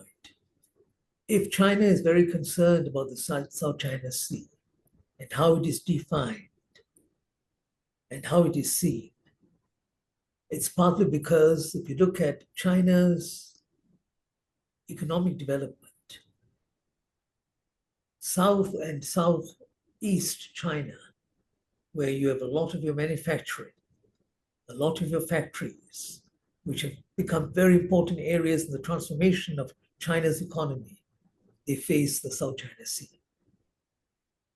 In other words, how the South China Sea is seen and how it is perceived in the coming decades is going to be very, very important in terms of China's own development, because of where your development is and why that is critical to the transformation of China.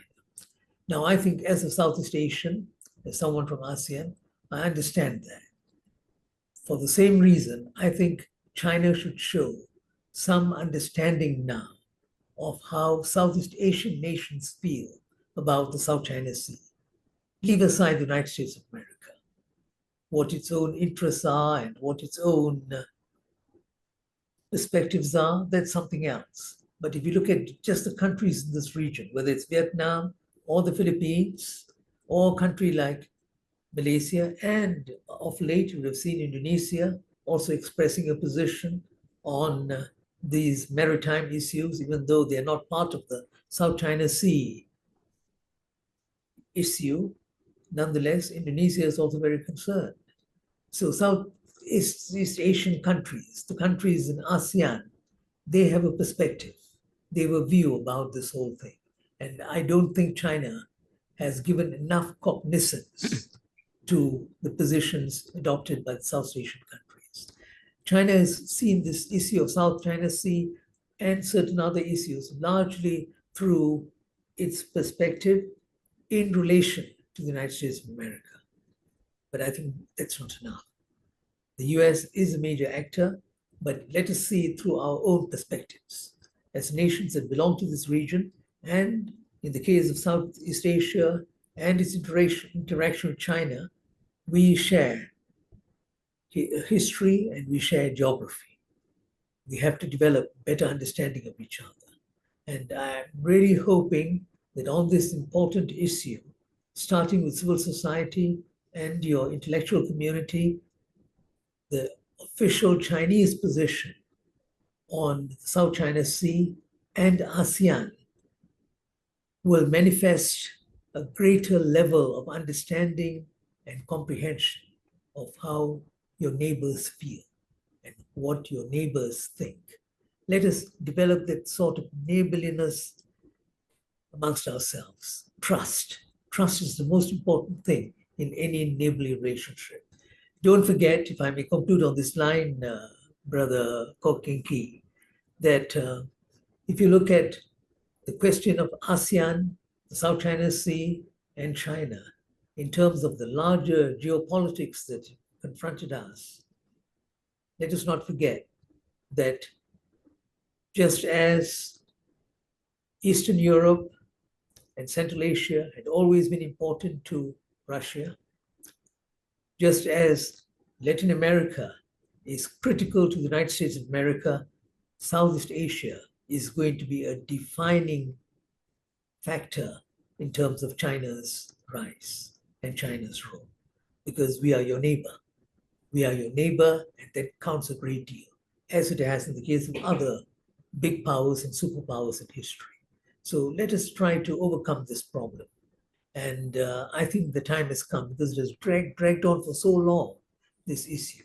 The time has come for us to be honest with one another, tell the truth, and come to a deeper understanding, which would show magnanimity on your part, on the part of China, and understanding on the part of Southeast Asia. Thank you. Thank you. Thank you, Dr. Chandra, for your very insightful summary of the South China Sea issue. I totally agree that there must be enhanced political trust. You know, the political trust between China and ASEAN need to enhance, need to improve through more interaction and engagement, not just on the G2G level, but also I think the scholars, the academic, you know, the Chinese saying of 民行相通, this is very important. You know, people to people bond, people to people understanding. So it is very important that we should have more track to, you know, Yes. activity. This event like this one. This is you know, a good example, and this is why we feel that it's important and it's there's an urgency actually on the South China Sea that no one should overlook. And we are able to enjoy the economic growth, over the last 40 years is because of peace and prosperity. Peace and prosperity in this part of the world, as Captain Tian said, security and peace is very important.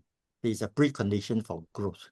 So I think we should treasure that, and we should not allow, people who have other geopolitical interests, to interfere and to destroy, to damage the peace and security we enjoy. And I'd like to thank the speakers, from China, from Malaysia, for taking time to share their insights and perspective. They are very valuable comments, and I hope the voices will be heard by the relevant parties, and we hope we can have more such activities in future. And I also like to thank the participants, and this the proceedings of the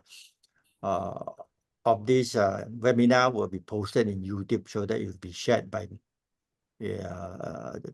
so that other people who have no time or opportunity to participate online will be able to watch the proceedings.